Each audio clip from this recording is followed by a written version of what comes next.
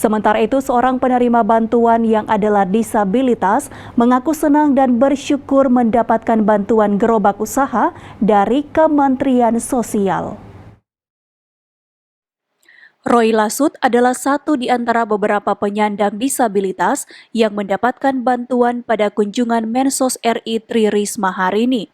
Sebuah booth usaha lengkap dengan isinya senilai 7,4 juta rupiah diterima langsung dari Mensos RI.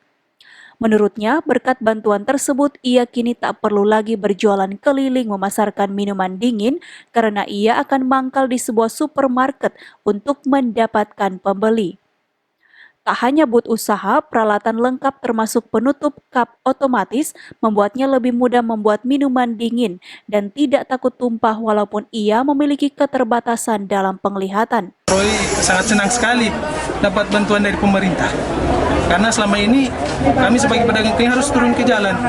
Tapi dengan bantuan ini kan kita hanya satu tempat untuk beraktivitas di muka toko dengan alat ini. Untuk pemerintah dengan kegiatan sosialisasi begini sangat bagus, terutama untuk Ibu Menteri yang begitu baik, sehingga kami sebagai disabilitas tidak dibiarkan, tapi diperhatikan oleh pemerintah. Dan kami sangat bersyukur lewat bantuan dari Kementerian Sosial ini lebih menambah kesejahteraan keluarga. Pada kunjungan tersebut, Mensos RI menyerahkan total bantuan senilai 635 juta rupiah untuk berbagai kalangan dengan harapan bisa meningkatkan taraf hidup para penerima bantuan. Queenie Simatau melaporkan untuk Kawanua TV.